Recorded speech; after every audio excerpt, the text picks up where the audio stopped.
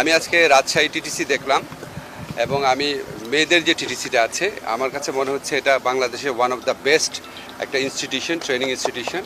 আমি তো প্রবাসী কল্যাণ মন্ত্রণালয়ের দায়িত্বে আছি। সারা দেশে আমাদের শতাধিক টিটিসি রয়েছে। এই টিটিসিগুলোতে যারা কাজ করেন তারা আপনার দেশে বিদেশে কর্মসংস্থানের জন্য বিরাট ভূমিকা রাখছে।